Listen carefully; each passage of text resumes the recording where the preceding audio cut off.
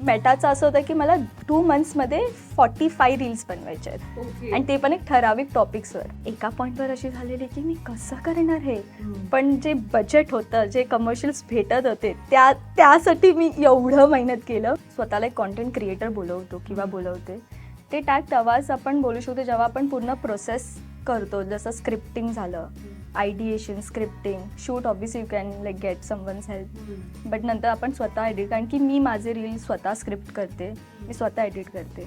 And talking about a characters, how I bring characters, मला लहानपणापासूनच mimicry करायला आवडते. कोणालाही बघते, मला 1-2-5 मिनटं दिलेलं मी लगेच त्यांचं ऑब्झर्वेशन करून घरी मग ॲक्टिंग करायची. आणि मी त्यात अशी बोलते की मेरा हॅट देखो ना, लाईट आला, लाईट लाईट, आणि मागून एक काकी चालली आहे साडीवाला असं फोनमध्ये हॅलो हॅलो करते, आणि ती एकदा अशी बघते, परत अशी बघितली आणि ती अशीच थांबली आणि ती मला रागात बघते की ही काय करते, आणि मग ती तिकडे बसली आहे फुटपाथवरती. आता मला सुद्धा असं होतं की यार आंटी उठो, सनलाईट तो यहाँ से आ रहा है. निब्बीचं करते काही. ते ॲक्च्युली मी रिअलमध्ये पाहिलं होतं. मी अंबरनाथ स्टेशनवरून चाललेली माझ्या फ्रेंडच्या घरी गणपतीला, तर मी 2 कपल्सला भांडताना पाहिलं, आणि मी एक्झॅक्टली त्या टाईमला मी अशी झाली की मी पुढे जाऊ की थांबू की मी बघू. तर मी मुद्दाशी ॲक्टिंग करत होती की मी फ्रेंड्ससोबत बोलते, पण मी पूर्ण ऑब्झर्व केलं. दोघली महाराष्ट्रीयन मी हे का म्हणणार, I am not totally Maharashtrian, but then I have seen a lot of friends ज्यांना मराठी येतं, and then they are like मला मराठी समजत नाही, मला मराठी बोलता येत नाही. मग त्यावरती मग मी ते एक ट्विस्ट टाकलं आणि मग मी रील बनवते. जसं एक आहे माझं रील, त्यात मी अशी बोलते ब्रेकअप, तर त्यात तो अंश असतो बिगनर्समधून, तर त्यांना वाटतं की तो माझा बॉयफ्रेंड आहे. मी जे काय डॅडमुळे, डॅड बोलले की ॲक्टिंग कर. इनफॅक्ट माय मॉम ऑल्सो, कॉन्फिडन्स माझ्या मॉममुळे आलं. आज ना मैं इंटरव्यू देकर आई, और ना इंटरव्यू में ना उन्होंने मुझे ना क्वेश्चन पूछे क्यूट क्यूट, और मैंने फिर उनको जवाब दिया. और कैमरा था, इतना बड़ा कैमरा.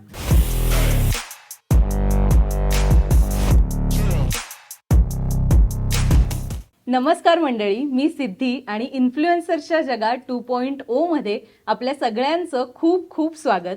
आज आपण एका नव्या क्रिएटरशी गप्पा मारणार आहोत. ही क्रिएटर म्हणजे तिचे रील्स तुम्ही सोशल मीडियावर कधीही बघितले ना, तर साधारण प्रत्येकालाच ते आपल्याशीच रिलेट होतात. तिने वठवलेल्या इरिटेटिंग भूमिका पण इतक्या परफेक्ट वाटतात की कधी कधी त्या पात्रालाच जाऊन एक टपली मारावीशी वाटते. अगं गप्प बस ग, किती इरिटेटिंग आहेत. अशा कमेंट्स तिला कॉम्प्लिमेंट्स म्हणून मिळतात. अशा सगळ्या ट्रोलर्सवरती उनो रिव्हर्स कार्ड टाकणारी देविका खाडे आज आपल्या बरोबर आहे. हाय देविका, आणि तुझं लोकसत्ताच्या इन्फ्लुएन्सर्सच्या जगातमध्ये खूप खूप स्वागत. Thank you so much. कसं वाटतंय, कशी आहेस तू? मी एकदम मस्त आहे आणि एक्सायटेड आहे, कारण की माझा फर्स्ट इंटरव्ह्यू आहे. Okay, and it's a big flex की मी लोकसत्ता सोबत माझा फर्स्ट इंटरव्ह्यू करते. सो या, आता त्याच्यावरती पण रील बनव. आणि हो ओके, सो आपण गप्पा मारायच्यात, आणि तुझे जे काही रील्स मधले कॅरेक्टर्स आहेत वेगवेगळे, ते जर उत्तरं देताना बाहेर येत असतील तर त्यांना येऊ दे, त्यांना कुठेच थांबवू नकोस. नक्की नक्की. सो पहिला प्रश्न, तुझा जो इन्स्टाचा आयडी आहे त्याच्यावरनच मी सुरू करते. हुज देऊ, कोण आहे देविका, काय करते? ओके, मला हे खूपच लोक विचारतात की हुज देवू पहिलं तर का ठेवलं. तर खूपच फनी आहे हे स्टोरी की मी हुज देवू का ठेवलं होतं. मी 12th स्टँडर्डमध्ये इंस्टाग्राम इन्स्टॉल केलं. ओके. आणि तेव्हा ते एक असं व्हायरल चालू होतं की सगळेच माझे फ्रेंड होते, आर्यन, मितेश, सिद्धी, तर त्या लोकांनी सगळ्यांनी हुज ॲरी, हुज सिद्धी, हुज मितेश, तर म्हणून मी हुज देवू ठेवून टाकलं. मी एवढं विचारच नाही केलं. आणि मग त्यानंतर रील्स आलं, युट्यूब स्टार्ट केलं, तर मी खूपच कॅरेक्टर्स करत होती. तर मी लोकांना समजूच दिलं नाही की हु इज ॲक्च्युली देवू.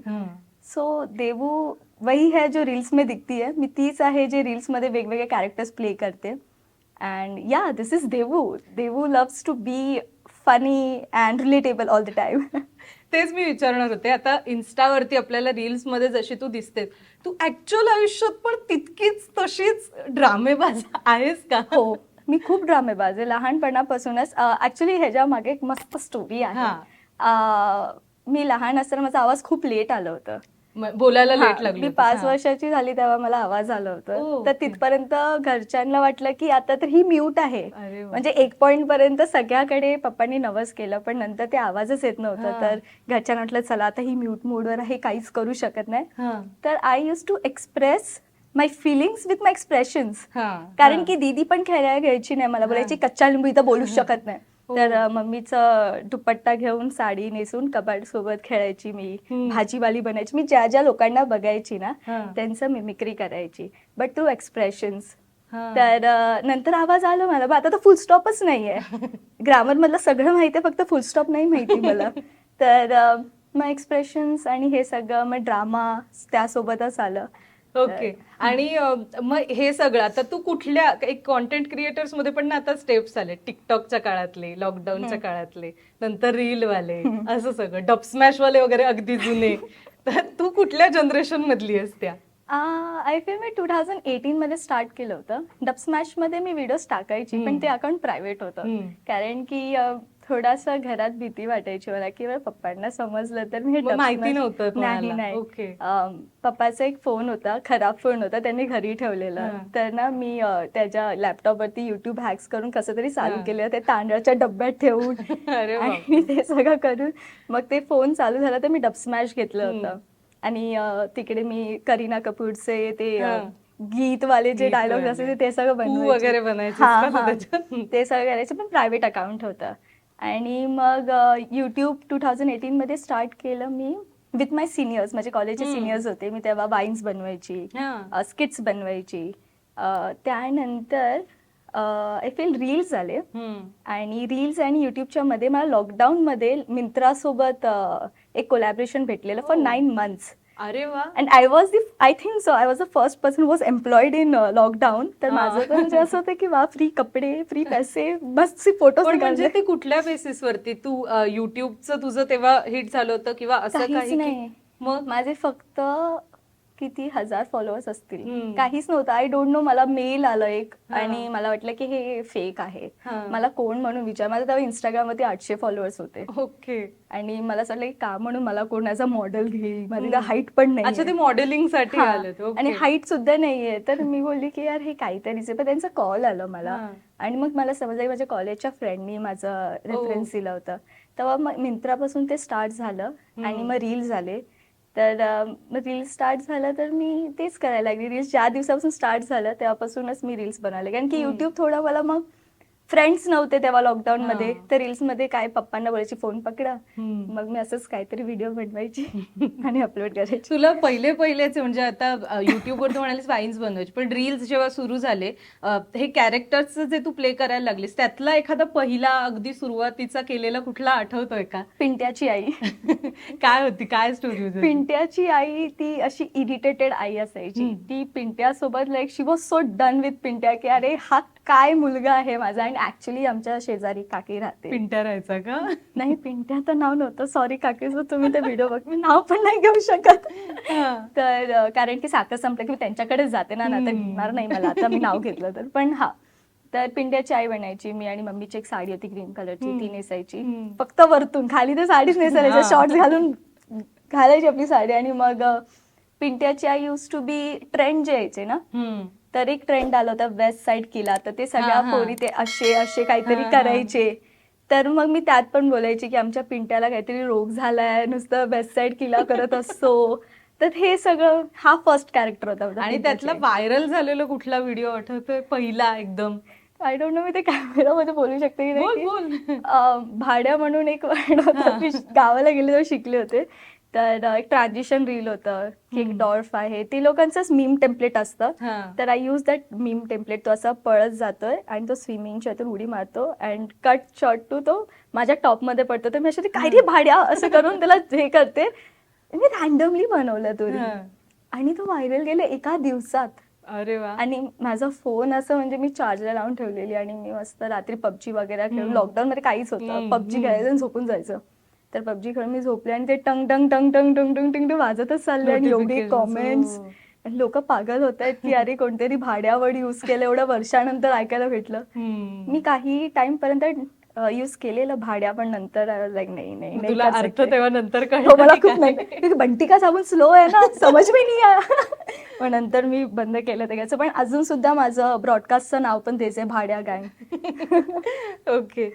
बरं, हे सगळं करत असताना फुल फ्लेज्ड आता आपल्याला कॉन्टेंट क्रिएशन करायचंय, असा डिसिजन कधी झालाय का मुळात तो? आणि हो, खूप मस्त जर्नी होती माझी.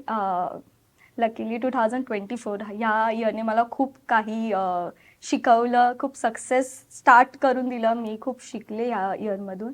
ॲक्च्युली मी कोणालाच जास्त माहीत नाही आहे. 2023मध्ये I use to work. Like 2020मध्ये डिसेंबरला माझा जॉब होता. तिकडे मी त्यांच्यासाठी like I was a face for that page. म्हणजे तिकडे पण मी ॲक्टिंग करायची. आणि तिकडे म्हणजे खूप चांगलं होतं. म्हणजे घरच्या बाजूलाच होतं ऑफिस आणि खूप मस्त सॅलरी. म्हणजे फर्स्ट जॉब होता. मी कधी इंटर्नशिप केलं नाही, काहीच नाही. माझं रेझ्युमे सुद्धा नव्हतं. तर तो जॉब भेटला लकीली आणि मला असं झालं काय ऍक्टिंगच करायचंय, चला हे तर करू शकते मी. आणि त्यानंतर मला एक डील भेटला मेटाचं. तर ऑफिसमध्ये पण I use to do reels. Like एका दिवस मला 5 रील करायला लागतात, कधी 10 रील्स. आणि मेटाचं असं होतं की मला 2 मंथ्समध्ये 45 रील्स बनवायचे आहेत. आणि ते पण एक ठराविक टॉपिक्सवर. तर मी एका पॉइंटवर अशी झालेली की मी कसं करणार हे. पण जे बजेट होतं, जे कमर्शियल्स भेटत होते त्यासाठी मी एवढं मेहनत केलं. आणि देन माय डॅड सॉ मी डुईंग दिस. म्हणजे पप्पा बोलले की बघ तू, मी रडले एकदा घरी येऊन की यार ऑफिसमध्ये पण तेच आहे, रील्स करायचं आणि माझ्या डोक्यात एवढं प्रेशर आहे. मी आता हे कमिटमेंट दिली आहे मेटाला, मी कसं आता मी मागे नाही जाऊ शकत. So my dad is a businessman. तर त्यांनी बोललं जे काय करशील स्वतःचं कर, पण एकाच गोष्टीवरती फोकस कर, तू 2-2 गोष्ट नाही करू शकत. तर मी बोलले, तुम्ही आधी का नाही बोललं मला. तर मग त्यानंतर मेटाचं झालं. 45 रील्स मी बनवले. खूप क्रिएटर्सला भेटलेलं. काही क्रिएटर्स सेम रील्स परत पुराणे रील्स टाकत होते ते टार्गेट पूर्ण करायला. But me rose Naveen reels बनवायची. कधी सकाळी लवकर जायची ऑफिसला आणि 10 वाजताचं असायचं ऑफिस. मी 9 वाजता जायची, रील बनवायची किंवा ओव्हर टाईम काम करायची आणि मग ऑफिसमध्ये शूट करून घरी जायची. आणि मग ते टार्गेट पूर्ण झालं, अकाउंटमध्ये पैसे आले, मी जॉब सोडला. अरे वा. हे लक्षात घ्या की तिने अकाउंट मध्ये पैसे आल्यावर जॉब सोडलाय, आधीच चला करू असं नाही केलेलं. कारण अनेकदा इन्फ्लुएन्सर्सच्या बाबत हे वाटतं लोकांना की हे काय करतात. म्हणजे खरं तर फॅसिनेटिंग पार्ट वाटतो त्यांना की उठायचंय सकाळी आणि रील्स बनवायच्यात, but it has a process. आणि खरं तर मला त्याच प्रोसेस बद्दल ऐकायचंय तुझ्याकडून की म्हणजे जे कॅरेक्टर्स प्ले करतेस किंवा त्याच्यासाठीची जी स्क्रिप्ट असेल ती प्रत्येक वेळी लिहिली नाही तरी ती विचार करावा लागतो ना, तर ते कसं करतेस नेमकं. आय फील पहिलं तर मी हे सांगेल की कॉन्टेंट क्रिएटर जो स्वतःला एक कॉन्टेंट क्रिएटर बोलवतो किंवा बोलवते, ते टॅग तेव्हाच आपण बोलू शकतो जेव्हा आपण पूर्ण प्रोसेस करतो. जसं स्क्रिप्टिंग झालं, ideation, scripting, shoot obviously you can like get someone's help. But नंतर आपण स्वतः एडिट, कारण की मी माझे रील स्वतः स्क्रिप्ट करते, मी स्वतः एडिट करते. फक्त शूट करायला माझा आता फ्रेंड आहे, किंवा आधी मी स्वतःचेच व्हिडिओ पण शूट करायची. कसे ते ट्रायपॉड वगैरे लावून? नाही, सेल्फीवरती असं करायची, मग असं करायची, मग असं करायची, मग असं करायची असं. तर ट्रायपॉडवरती मी कधी इन्व्हेस्ट पण केलं नव्हतं, माहीत नाही का, पण मी असंच घरी बनवायची व्हिडिओ. त्यानंतर लकीली फ्रेंड्स भेटले, खूप चांगले क्रिएटर्स, प्रिन्सी, मिर्ची लव, सावन कौल असे फ्रेंड्स भेटले मला. तर आम्ही तिघही एक टीम सारखं काम करतो, रोज स्क्रिप्टिंग करतो, रोज जॅमिंग करतो आयडियाजवर. मग एकामेकीला आयडियाज सांगतो की आज हम ये शूट करने वाले हैं, तेरा आयडिया बता. मग काही जोक्स असं वाटतं की अरे ऑडियन्सला आवडणार नाही किंवा हे फन ते लँड नाही होते तिकडे, तो जोक लँड नाही होते, तर आम्ही मग हेल्प करतो. मग सगळे एकत्र खाली उतरतो, शूट करतो, मग परत वरती येतो स्टुडिओमध्ये, एडिट करतो, अपलोड असं असतं. आणि हे रोजचं आहे हे रुटीन तुझं? रोजचं रुटीन, आणि मला सवय झाली आहे रुटीनची. म्हणजे कधी कधी असं वाटतं की अरे संडेला सुट्टी येते, मम्मी पप्पांसोबत टाइम स्पेंड करते, मग परत आठवतं यार आज रील बनवलं पाहिजे होतं मी, आज काहीतरी फोटो टाकलं पाहिजे, कारण की आता ते ना सवय झाली आहे. आणि मला असं वाटतं की आपल्याला जे आवडतं ते आपण जर करतो ना, तर ते रोज करायची इच्छा होते. बरोबर. काही प्रेशर नसतं, तर ते मनापासून निघतं. And talking about a characters, how I bring characters, मला लहानपणापासूनच मिमिक्री करायला आवडते. मी कोणालाही बघते, मला 1-2-5 मिनिटं दिलेलं, मी लगेच त्यांचं ऑब्झर्वेशन करून घरी मग ऍक्टिंग करायची. तर तेच आहे, तेच रीलमध्ये पण करते मी. मच्छीवालीचं मी केलं होतं, ते मी मच्छी घ्यायला जायची मम्मीसोबत लहान असताना, मी ते बघायची. मग मला असं आहे की कॅरेक्टरमध्ये यायला मला एक कॉस्ट्युम पाहिजे, तो कॉस्ट्युम आला मी आपोआप त्या कॅरेक्टरमध्ये येते, माहित नाही कसं, पण तो कॅरेक्टर येतोच माझ्या. जसं मी एक भांडीवालीचं केलेलं, त्यात पण मी ते कॅरेक्टर म्हणजे प्रॉप्स घेतले, भांडी वगैरे घेतलं, ते कॅरेक्टर माझ्या आत आपोआप आले. ओके. आता मी याच्याशी जोडून विचारणार होते, म्हणजे तू जॉबचा मुद्दा काढलास, कारण हे करताना तू जॉब पण मागे करत होतीस. तर जॉबचा अनुभव कसा होता? म्हणजे तिथेही तू तुझ्या आवडीचाच एका अर्थी करत होतीस असं म्हणता येईल, पण तो कसा होता एक्सपिरियन्स? जॉब माझं खूप चांगलं होतं, टचवूड.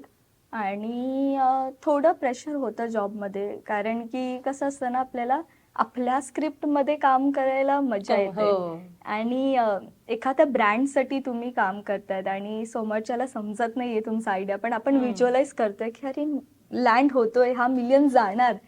पण ते खूप लोकांचं वोट लागतं की नाही हे ते, मग त्यांच्या ह्याच्याने तो स्क्रिप्ट करावं लागतं. कुठे कुठे ते इक व्हायचं. पण जॉब माझं खूप चांगलं होतं. मला तिकडून काही गोष्ट शिकायला भेटले, जसं स्क्रिप्ट प्रॉपर कसे करतात. आणि म्हणजे मला तर असं माहित नव्हतं, मी एका दिवशी एकच रील बनवायची, पण तिकडे मला ते बूस्ट भेटलं, कन्सिस्टंट व्हायचं. कारण की एका दिवशी मी 5 रील्स करते, म्हणजे त्यात पण वेगवेगळे माझं फॅन्सी ड्रेस कॉम्पिटिशन असायचं. म्हणजे एकाच दिवशी मी कोणाची आई बनते, स्कूल गर्ल बनते, कधी टीचर बनते, कधी रिसेप्शनिस्ट बनते. तर माझं असं फॅन्सी ड्रेस असायचं, तर त्यामुळे मला ते एक्सरसाइज एक बसलं की रोज व्हिडिओ मी बनवू शकते. हे तर तू जॉबचं सांगितलंस, पण जॉबचं सगळ्यात महत्वाचं जे फीचर आहे ते म्हणजे फिक्स्ड सॅलरी असते एक. आणि त्याची एकदा सवय लागली ना की आपल्याला वाटत राहतं की मिळावं. पैसे मिळत असतात, पण त्याच्यात थोडी अनसर्टेनिटी, कभी कम कभी ज्यादा असं होतं. तर आता कॉन्टेंट क्रिएटर म्हणून काम करताना कुठे मनात ही भीती असते का कधी, की आपण काहीतरी आणखीन स्टेबल, आणखीन जिथे आपल्याला उद्या आपल्याकडे काम नसेल का, अशी भीती नसेल, असं करावं असं वाटतं का तुला? किंवा तो विचार येतो कधी डोक्यात की एक जॉब केलाच पाहिजे? नाही, मला तर आता येत नाही. म्हणजे काल सुद्धा मी काल क्रिसमस पार्टी होती, तर काही लोक बोलले अरे रुक जा पार्टी आहे, तर नाही मेरा कल इंटरव्ह्यू है. तर सगळ्यांना वाटलं मी जॉब इंटरव्ह्यू देते, आणि लोक तू जॉब कर रही है? नॉट गोइंग बॅक, जॉब नहीं होगा मुझसे. आय फील माझं तर मी पर्सनल सांगते, लोकांचं मला बाकींचं माहित नाही, पण मी जॉब परत करू शकणारच नाही. आय फील माझ्यात तेवढा टॅलेंट आहे की इनफॅक्ट जर उद्याच्याला असं होऊ नये, पण कधी इंस्टाग्रामचं काही सीन झालं किंवा कधी यूट्यूब नसेल, तरी माझ्यात एवढं टॅलेंट. मी फिल्म स्कूलमध्ये गेली आहे, मला फिल्म मेकिंग येतं. अरे वा. तर मी कॅमेरा आहे माझ्याकडे, घेईल, मी लोकांचे व्हिडिओ शूट करेल, मी लोकांसाठी स्क्रिप्ट लिहेल, मी डिरेक्ट करू शकते, तर मी ते सुद्धा करेल. तर आय फील मी जॉब परत नाही करणार. हां, कधी कधी असं भीती वाटते की ये महिना तो ब्रँड डील आया, तर नेक्स्ट मंथ येणार की नाही येणार, ते एक असतं. पण आय फील आपण जेवढं पॉझिटिव्ह विचार करणार ना, तेच होतं. तर मी रोज विचार करते की नाही, डील्स भेटणार, पैसे येणार. मॅनिफेस्टेशन करतेस का? मॅनिफेस्टेशन करते मी, आणि युनिव्हर्स सोबत अलाइंड होते मी. अरे वा. Just kidding. हो, मला खरंच मी आता टिप्स विचारणार होते हिला. नाही, चुकीच्या माणसाकडून तुम्ही विचारताय. काही नाही, मी फक्त एक फेथ आहे माझ्यात. मला माहिती आहे की मी, आणि थँक्स टू माय डॅड, त्यांनी खूपच मला मेंटली स्ट्रॉंग बनवलंय. तेच मला सारखं बोलतात की तू होप्स नको सोडूस, जे काय होईल पॉझिटिव्हच विचार कर, जे काय तुझ्या नशिबात आहे ते होऊनच राहणार. तर ते तू काही केलंस तरी ते चेंज नाही होऊ शकणार. तर म्हणून मी प्रेझेंटमध्ये राहायचं ट्राय करते. तर मी खूप ओव्हरथिंक करायची जेव्हा मी माझे 1 लाख फॉलोअर्स पण नव्हते ना, तेव्हा मला एवढे काही मी कमवायची नाही, खरं तर सांगते.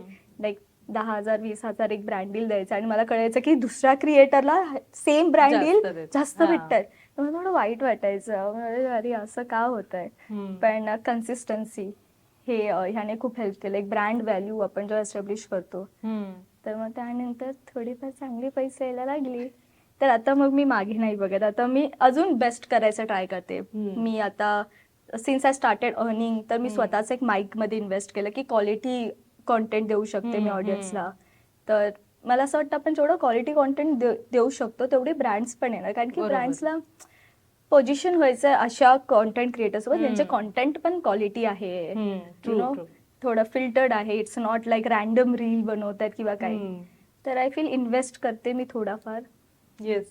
सो याच्याशी जोडून, म्हणजे कॉन्टेंट क्रिएशनच्या व्यतिरिक्त तुझे 1-2 रील्स जर तुम्ही बघितले असतील, तर तू मॉडेलिंग पण करतेस, बिलबोर्डवर वगैरे तू छान प्लॉन्ट एकदम मुंबईमध्ये केलेलं आहे. हा काय प्रवास आहे? म्हणजे हे सुरुवातीपासूनच तू करत होतीस की मध्ये मग हे सुरू झालं, डील्स यायला लागले, काय नेमकं? मला ना ऍक्टर तर मला माहित नव्हतं की मी ऍक्टर बनवू शकते की नाही. माझं फॅमिली बॅकग्राऊंड असं आहे की कोणच ऍक्टर नाही, माझी फॅमिली सगळे बिझनेसमध्ये आहेत. तर मला असं कधी वाटलं नाही की घरातून मला सपोर्ट भेटेल की नाही. आणि initially when I told my dad की should I start doing acting full fledge, कारण की मी थिएटर करायची आधी. ओके. तर माझे डॅड वॉज लाईक की बघ करू शकतेस तर कर, but like I would say की एक जॉब पण ठेव. कारण की सिन्स फॅमिलीमधून कोण हाय नाही असं की जे बॉलिवूडमध्ये किंवा ऍक्टिंग करिअर इन शॉर्ट त्यात कोणच नाहीये माझ्या फॅमिलीमधून. तर मला ते माइंडमध्ये बसलं की यार कोणच नाही, मी कसं करणार ऍक्टिंग, आणि नाही होणार, जाऊ दे मी नाही करत. मग ना मला असं वाटायचं, मी लहान असतानाच ना माझा बड्डे असायचा तर स्कूलमध्ये माहिती आपण असे नवीन कपडे घालून जातो बड्डेला, तर मी माझं स्वतःच एक फॅशन शो ठेवायची. मला वेडे बोलायचे लोक की ही वेडी आहे. म्हणजे मी असं एक्सायटेड असायची, सकाळी सगळ्यात लवकर मी उठायची घरी आणि माझे नवीन टॉप जीन्स आणि मग बिल्डिंगच्या गार्डन मध्ये असं मी राऊंड मारायची पॉकेटमध्ये हात घालून आणि असं क्रॉस वॉक करायचे. आणि ते गाणं तेव्हा फेमस झालंय, फॅशन का है ये जलवा, तर मी एकटीच करायची. आणि माझ्या कॉलनीमधले सगळे माझ्यावर हसायचे की पोरगी खरंच हिच्यात एक परिणाम झालाय काहीतरी. आणि हे मी स्कूलमध्ये करायची. आय डोंट नो, मला असं वाटायचं की तेव्हाच्या वेळी मला असं वाटायचं की सगळे जे फ्रेंड्स मला बघायचे हसायचे. मला असं वाटायचं की दे आर माय पॅप्स, ते लोक म्हणजे फोटोज काढतात, जेव्हा की त्या टाइम मध्ये पॅप्स म्हणून असं काहीच नव्हतं. पण मी अशी कॉन्फिडेंटली बॅग असं साईडला घालायची, कारण की बड्डे आहे, मी दोन साईडला कशाला बॅग घालू, तर मी साईडला अशी करून मग अशी चालायची आणि मग सगळ्याची पागल हो गई ये इसका बड्डे सबको बता रही है सगळ्या जाऊन सांगायची. आणि मग तिकडून अचानक मिंत्रा असं झालं. मी घरी इनफॅक्ट सांगितलेलं पण की मला मॉडेलिंग करायचं आहे, पण घरी असं होतं की हाईट नाहीये बाळा तुझी, तू कसं मॉडेलिंग करणार, कारण की आम्हाला नॉलेजच नव्हतं. तर मी खूप एजन्सीजमध्ये मेसेज पण केलं होतं, मेल सुद्धा केलं होतं की मला सांगा, मी पोर्टफोलिओ मी पाठवू शकते. मी खूप फोटोग्राफर्सला मेसेज केलं की पोर्टफोलिओ के लिए हेल्प कर दो मुझे, मैं शायद मॉडेल बन जाऊ. पण तेव्हा काहीच नाही झालं. आणि रॅन्डमली आउट ऑफ नोवेअर मिंत्राचं झालं आणि that busted me a lot. आता तर मी करू शकते. लाईक मिंत्रासारखं ब्रँड जर मला विचार करतोय की हा आपण हिला ऑनबोर्ड करू, तर आय फील मला असं वाटतं की मी खूप मॅनिफेस्ट केलं ती गोष्ट. कोणीच हेल्प केलं नाही, बट इव्हेंच्युअली ते माझ्या वेमध्ये आलं. आणि मग मिंत्रा सोबत आय स्टार्टेड डुईंग मॉडेलिंग. आणि कॉलेजमधले फ्रेंड्स होते, कॅमेरा असायचं, तर रॅन्डमली फोटोशूट काही इकडेच टाऊनमध्ये यायचो आम्ही, नवीन नवीन कपडे घालायची, शूट वगैरे झालं ते इन्स्टावर टाकायची मी. तर असं कोण मेंटॉर नव्हतं माझ्यावरती की कोण मला हेल्प करेल किंवा सांगेल कुठल्या एजन्सीमध्ये जाऊ शकतो किंवा असं काही होऊ शकतं. तर eventually no one help me out. आणि काहीच नॉलेज नाही, काही गाईडलाईन्स नाही, फक्त एवढं माहित होतं की एक नेकी से काम करना है, बस जो होगा वो होगा.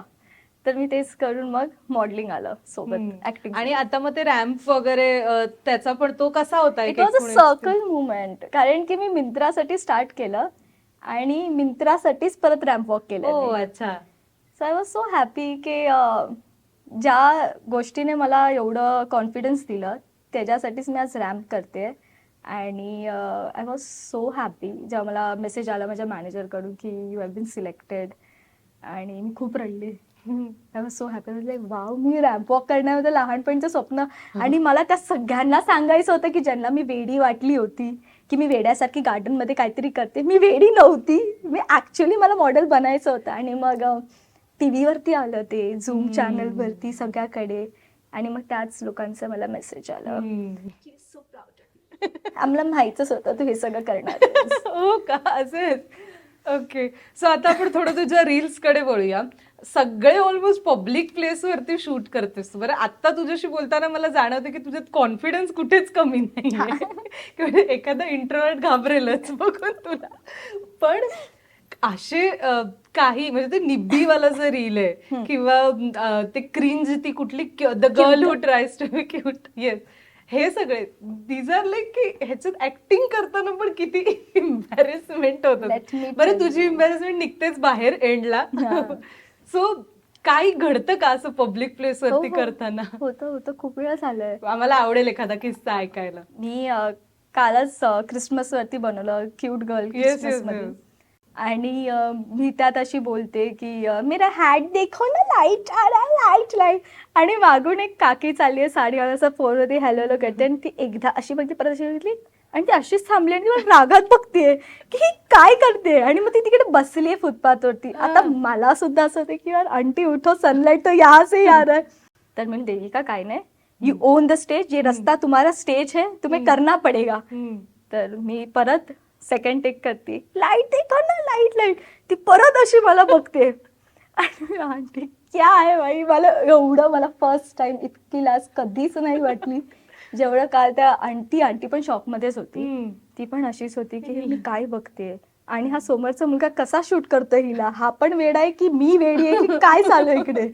आणि मग ती पण उठून गेली, पण ती मागे ओळतच जात असे बघूनच जात होती की हिच्यात काहीतरी फॉल्ट आहे.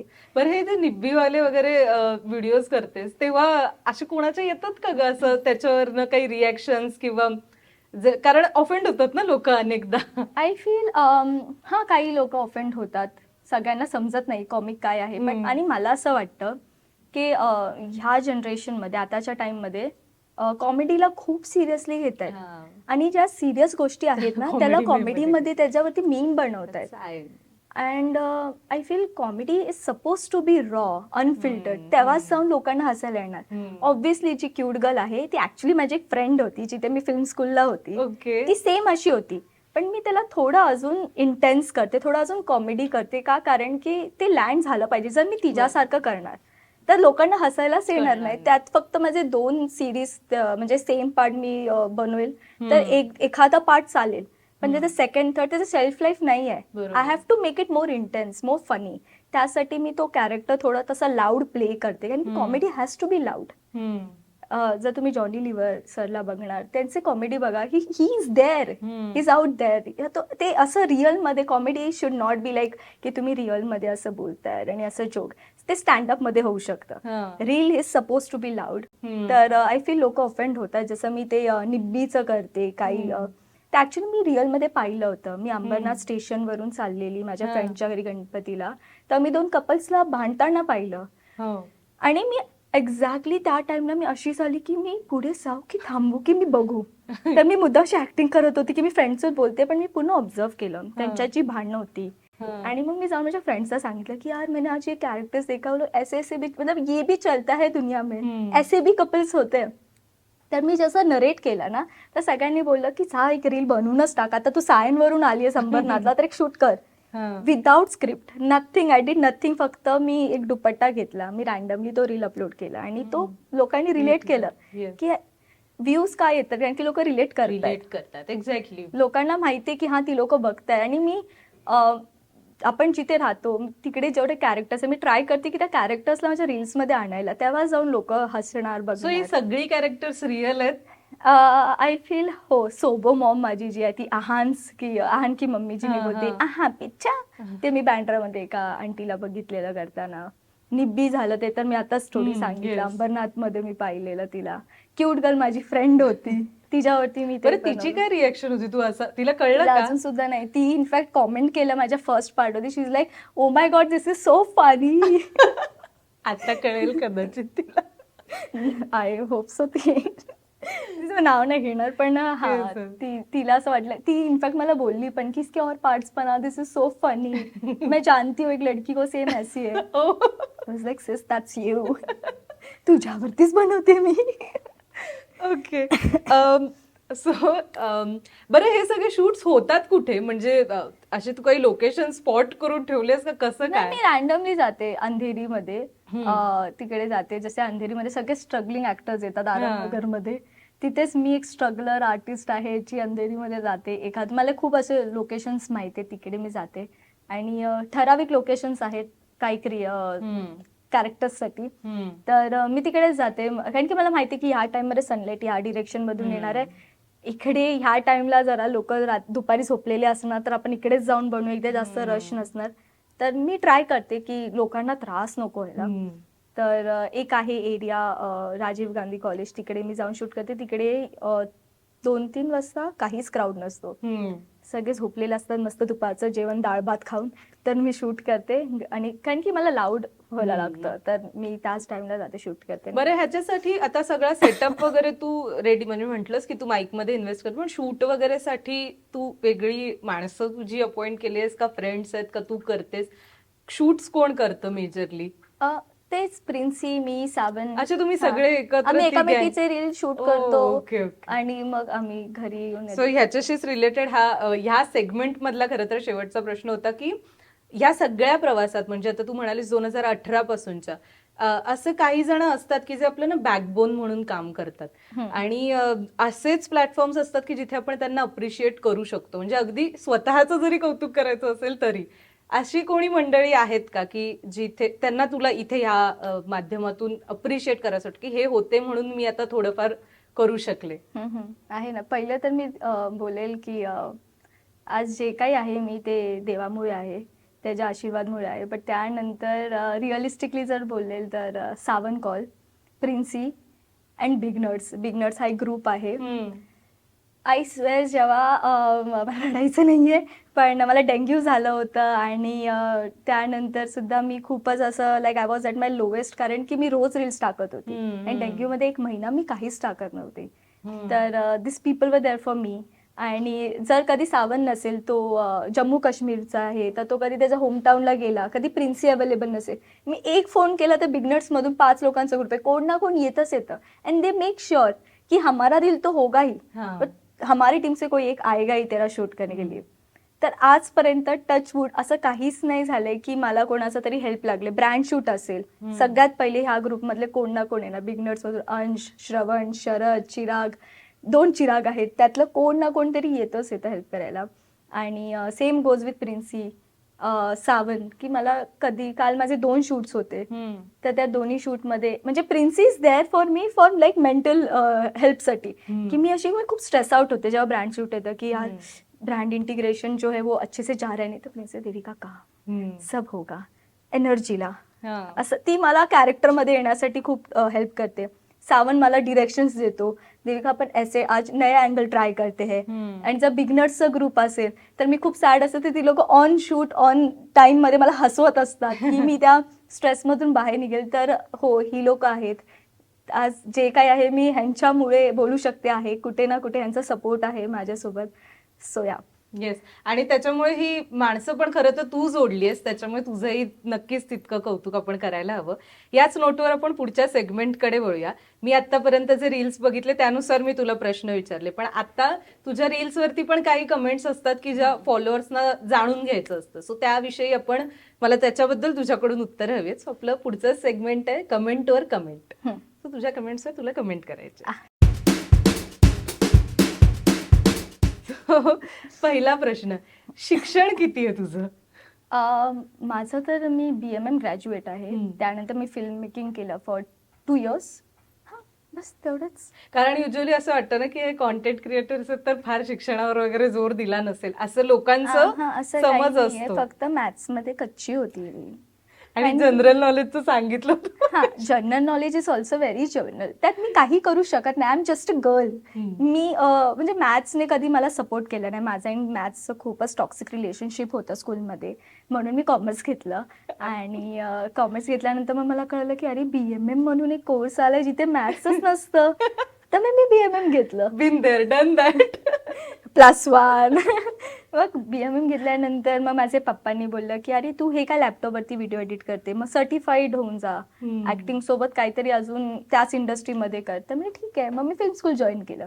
असं आहे. पण असं काही नाही, खूप लोक चांगला अभ्यास वगैरे करून मग त्यांना कळतं की अरे आपलं पॅशन आहे, आपल्याकडे एवढे प्लॅटफॉर्म्स आहेत. तर एखादं रॅन्डमली कोण रील टाकतं आणि मग ते कुठून तरी व्हायरल होतं आणि मग सगळं जॉब वगैरे सोडून. ओके, बरं, तुझं आवडतं कॅरेक्टर कोणतं? म्हणजे तू इतके जे काही असंख्य आहेत त्यातले एखादं, त्याच्यासारखं बोलूनच उत्तर दिलंस तरी चालेल. माझं आवडतं कॅरेक्टर आहे ना दोघली महाराष्ट्रीयन आहे, कारण की माझं ते फेवरेट आहे. I don't know why, it just me. ते म्हणजे माझं ऍक्सेंट ऑब्व्हियसली तसं नाहीये मॉम डॅड सोबत, पण माझं असं आहे की मी फ्रेंड्स सोबत खूप अशी कूल असेल की अरे हाँ मैं आ रही हूँ पार्टी पे, आज तो हम नाईट आउट करेंगे. मग फ्रेंड्स, पप्पा मला नाईट आउटला जाऊन द्या ना पप्पा, पप्पा प्लीज पप्पा. तर त्याच्यावर मी तो एक रील बनवलेला. आणि दोघली महाराष्ट्रीयन मी हे का बनवलं, I am not totally Maharashtrian, but then I have seen a lot of friends ज्यांना मराठी येतं अँड देन दे लाईक मला मराठी समजत नाही, मला मराठी बोलता येत नाही. मग त्यावरती मग मी ते एक ट्विस्ट टाकला आणि मग काही रील मध्ये मी पण मीच आहे आणि काही रील मध्ये माझे फ्रेंड्स आहेत ज्यांना मी मिमिक करते.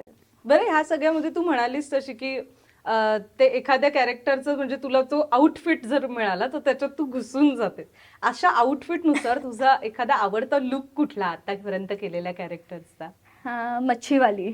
तो हिरवी साडी वगैरे हिरवी नेसून साडी ती केलेला. ऍक्च्युली माझ्या पिंट्याची आईवाली साडी आहे. ओके. तीच साडी मी मच्छीवालीमध्ये नेसली होती आणि मग सगळं ते मॉमचं मी ज्वेलरी घातलं आणि एक आंबोडा बांधून हा. फ्लास वास घालून झाली मच्छीवाली. आणि आमच्या बिल्डिंग मध्ये ती यायची काकू तर तिला मी पाहायची, एक कर दिये जवळा मुंबई अशी करायची. तर तसंच बनवलं माझं हो. Favourite character. बरं, हा ना प्रश्न अनेक नवीन क्रिएटर्सना पण असतो आणि काही खोचक व्ह्युअर्सना पण असतो की हे सगळं करून किती पैसे येतात हातात, साधारण जर आकडा सांगायचा झाला? माझा महिना निघतो हम्म. तेवढे पैसे आणि आरामात म्हणजे लक्झरियस महिना निघतो की? लक्झरियस नाही बोलू शकत, पण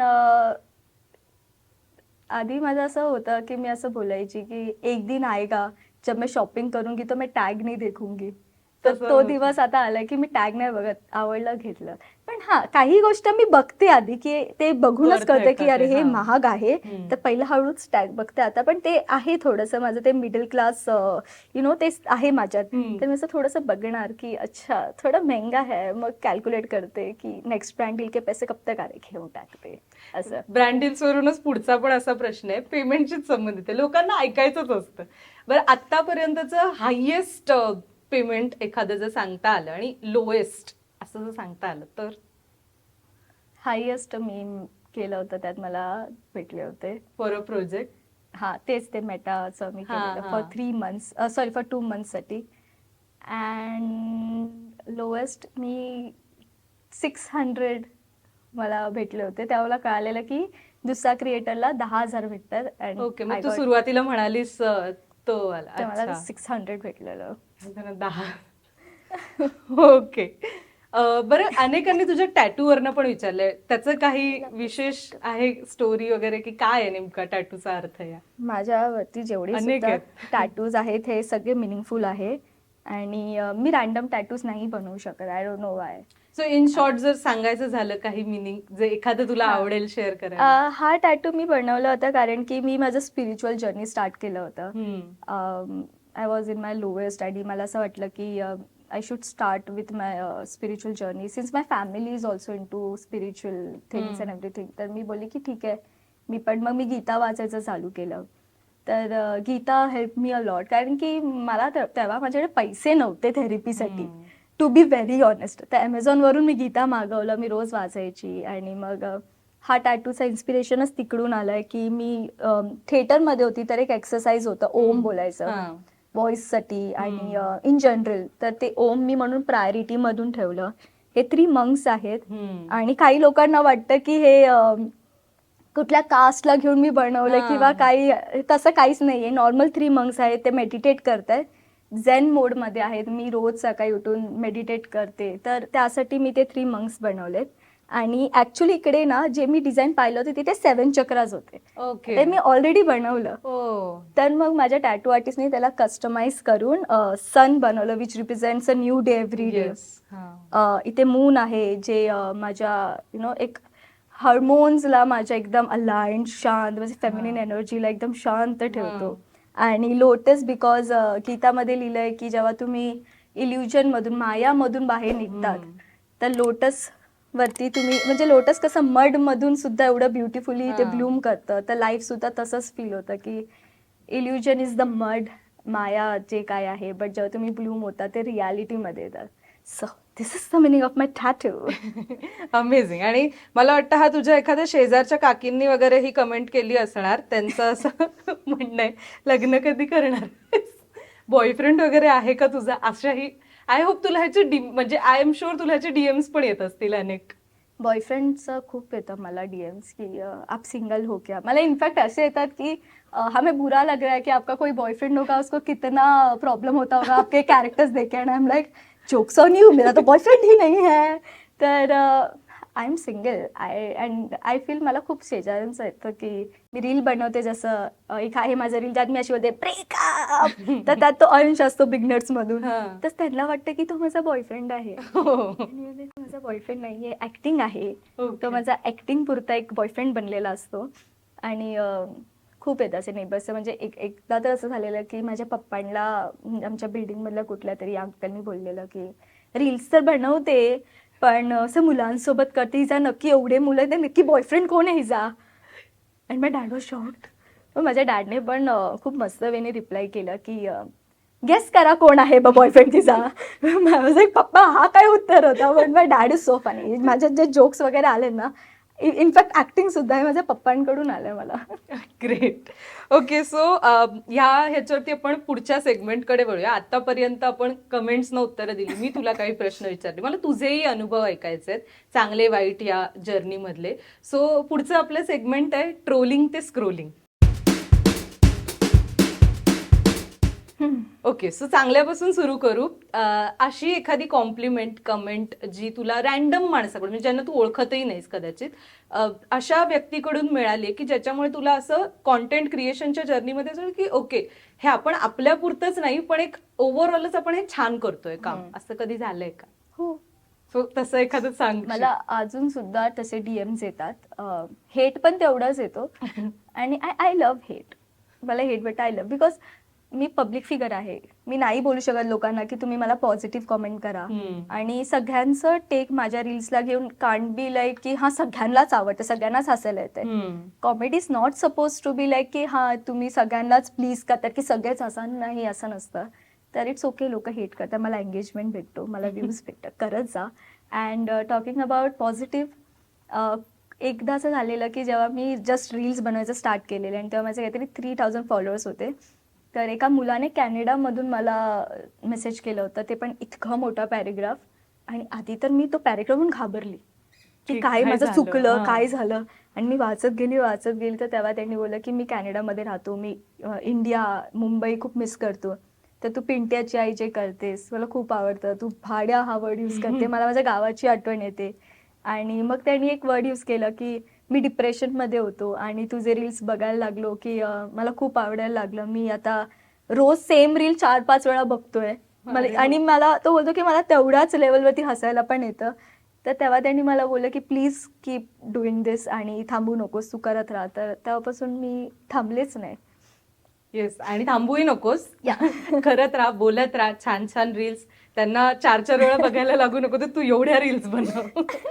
ओके, आणि यालाच जोडून मला असं विचारायचं होतं, खरं तर म्हणजे तू पण आपण आता बोलताना पण तू म्हणालीस की मराठी इतकं माझं स्ट्रॉंग नाहीये की म्हणजे फारच मी एकदम अस्खलित मराठी बोलेन वगैरे, असं नाही, पण तरीही तू मराठी कॉन्टेंट बनवतेस. दोघली महाराष्ट्रीयनमध्ये पण जो तू मुद्दा म्हणालीस की असतात असे लोक की ज्यांना ते मराठी आहेत, त्यांना येतं आणि तरीही त्यांना, आणि हे सगळं असताना पण भलं कच्चं तर कच्चं पण मी मराठीत कॉन्टेंट करणार, हे तू कसं ठरवलंस आणि त्यामागे काही विशेष थॉट होता का?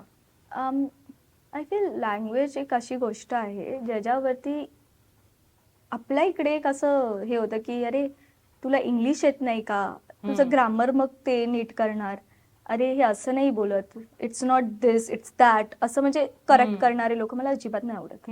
Grammar Nazi. हां, मग ग्रामर नाझी असू, मग ते काही लोक ना माणसं भेटतात, वस्तू भेटतं, ते काय, अरे प्लीज तुम्हाला माझी भावना पोचते तर तुम्ही समजून घ्या, मला करेक्ट नका करू. कारण की ते चल basic you can correct me, but like all the time काही लोक, आणि मग काही लोक genuinely they try to like correct you, कारण की पब्लिकली काही चुका नको व्हायला. पण काही लोक हसून बोलतात ना, मग मला राग येतो की तुम्ही हसताय कशाला माझ्या. कारण की जेव्हा मी दुबईला गेले तेव्हा मी पाहिलं लोकांना इंग्लिशच येत नाही आणि तिकडच्या लोकांना फरक सुद्धा पडत नाहीये, ते असे तुटके इंग्लिशमध्ये बोलतात. आणि मी शॉक्ड आहे की कोण त्यांचं मस्करी उडवत नाही किंवा काही नाही. तर आय फील हे इकडेच आहे की लोक पुट यू डाऊन की तुम्हाला इंग्लिश येत नाही, तिला इंग्लिश येत नाही, मग आपण तिच्याशी फ्रेंड्स नको राहिला असं. मग काही लोक ते त्या ग्रुपमध्ये फिट व्हायला ना बोलतात की actually I am Maharashtra but I don't know how to talk in Marathi ना, असं नाही, मी नाही करू शकत. मी माझं जर चुकलं तर मी बोलते की हो माझी मम्मी कॅथलिक आहे, ती रोमन कॅथलिक आहे, तिला नाही येत मराठी, मी तिच्यासोबत जास्त टाइम स्पेंड केलाय. Since my dad is a businessman, ते बिझनेसमध्ये जास्त इन्व्हेस्टेड असायचे. तर मला जेवढी मराठी येते मी बोलते. But I don't try to flex it in a wrong way to pretend that की मला मराठीच येत नाही आणि नाही भाई आता जिथनं आता काम चलाव. ओके, या नोटवर आपण आता एंड वरती आलेलो आहोत आणि एक लास्ट प्रश्न मला तुला विचारायचा आहे. इथून पुढे काय, आणि जर समज आता हे इन्स्टाचं नसतं, खरं तर तू बऱ्याच गोष्टी शिकलीस, तू त्या केल्याच असत्यास, पण इफ इन्स्टाचा हा जो प्लॅटफॉर्म तुला मिळाला किंवा ह्या ज्या ब्रँड डील्स किंवा जी सुरुवात झाली, ह्या सगळ्या क्षेत्रात तू नसतीस तर तू काय करत असतेस आणि आता इथून पुढे स्वप्न काय आहे? मला ऍक्च्युली डॉक्टर बनायचं होतं. अरे वा. 10th स्टँडर्ड नंतर ते आपल्याला माहिती आहे एक ऍडमिशन फॉर्म भेटतं, आपण स्कूलमध्ये जातो परत आणि 10 कॉलेजेसमध्ये ऍडमिशन घ्यायला लागतात. तर मी सगळे सायन्सवाले कॉलेजमध्ये टाकलं होतं माझं नाव. आणि मग मी पप्पांना फोन केलं, सॉरी पप्पांचा फोन आलं की झालं तुझं सगळं ऍडमिशनचं केलंस तू? मी हो. तर पप्पाला सांग कोणते कोणते कॉलेजेस टाकलेस तू? मी सगळ्या कॉलेजचे नाव, तर पप्पा बोलते बाळे यातले एकही कॉमर्स नाहीये, तू सायन्स का घेतलं? मी पप्पांना बोलली सरप्राईज मला डॉक्टर बनायचं आहे. And my dad got mad at me. तू डॉक्टर बनणार, तू आर्टिस्ट बनणार, तू डॉक्टर नाही, डॉक्टर वगैरे काही नाही. आणि मी रस्त्यावर बसून रडते. कारण की मला असं होतं की पप्पा खुश होते, कुणाचे मॉम डॅड खुश नाही होणार. And I was like expecting something else. मला वाटलं पप्पा नाचतील, मिठाई वाटतील आणि सरप्राईज दिलं तुला परत उनो रिव्हर्स. आणि पप्पा होते की नाही तू डॉक्टर नको बनूस, कशाला, तुला बघ तू किती चांगलं ऍक्टिंग करतेस.